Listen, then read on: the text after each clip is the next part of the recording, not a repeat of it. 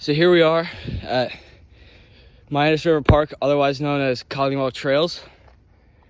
And as you can see here, this is a main trail. It's very hard to see right now, obviously, because of the leaves, but this is actually at the entry of the park right here. And this is the first evidence of soil compaction, whether it was natural due to people just walking on it, or whether it was man-made. I feel like this main trail was likely compacted intentionally by the town, but with some of the side trails, as people sort of walked on them over time, that could have compacted some of the soil. And even you can see here, there's some rocks, and this is kind of where the end of the trail begins. And you just go off to the side, it's already a lot rougher. You see right here, very loose soil underneath the leaves. Whereas if you go over here back to the rocks, we got some, it's basically embedded with rocks, as you can see. It's very compact, not very loose at all. So that's the first evidence and main evidence of soil compaction, as well as human interaction with the environment, which we'll get to later. So here we are at the dam of the Midas River Park. You can see almost more swampy water over here, preventing the water from going down. You can see the gate possibly. If we hop up on the wall, you can see the water is seeping through at a slow rate that leads down that river, and that river feeds all the way down onto the roads that lead to the Midas River Park. But yeah, you can see it's like almost a gateway, limited water access.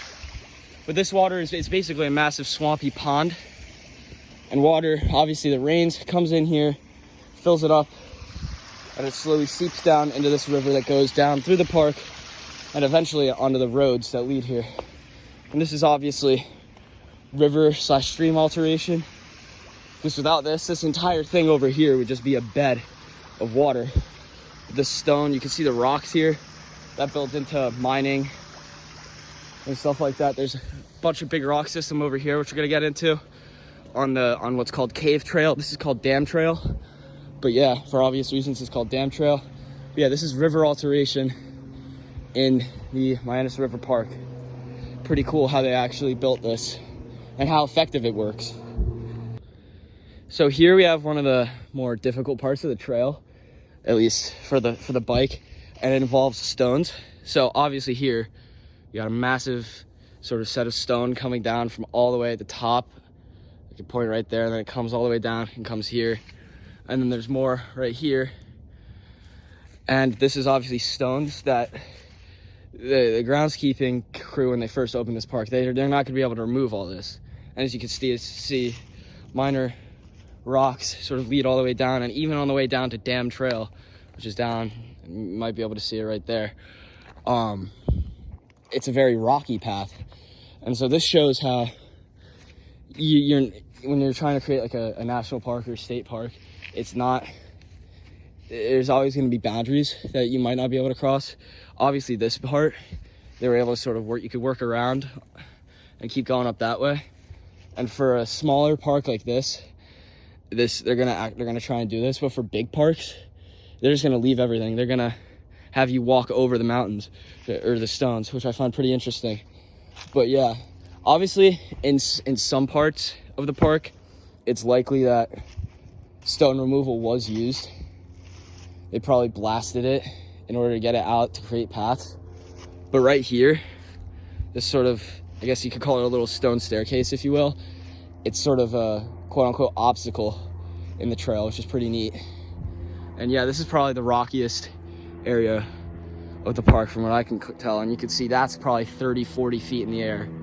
You probably can't tell from down here, but it gets really high up there. So yeah, that's the stone impact of this park.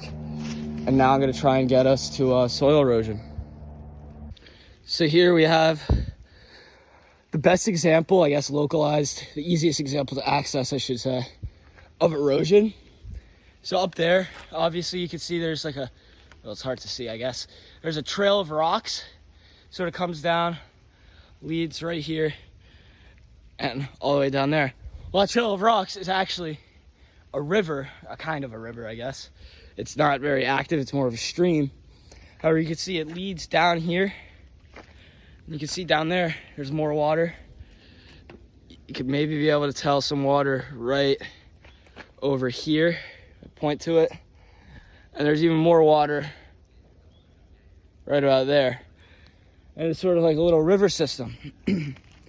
And this is the main road, or I guess trail, of the park. And this is the only place, at least that I've been on, I've been to this place probably 20 times, that has like a little puddle feature in the middle of the trail. And that's simply because of erosion of water flowing down from the top of this mountain, sort of carving a little path in the main road and leading down that way, which eventually leads to that lake where the dam is.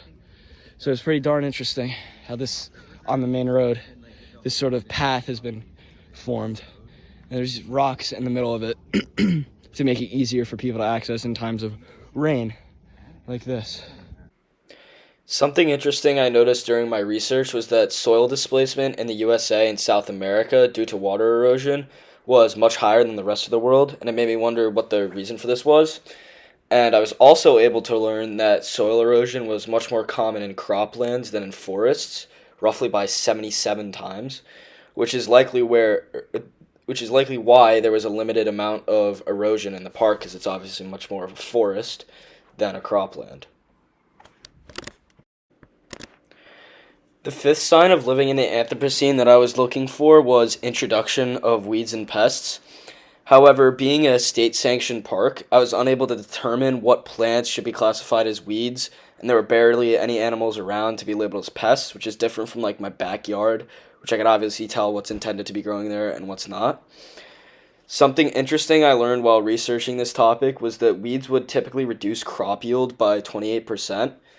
And obviously, in this type of environment that the park is in, crops were not being grown, but it was still something interesting to learn.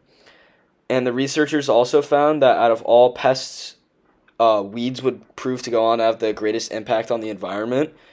And this makes me wonder if there are weeds present in the park, and if there are, is it that they're much harder to find because the areas that don't have any weeds are sort of near the trails? And I guess this is something that I'll have to look for if I visit again to find out. And in the background here, I just have footage of the river, the main river that is located in the park.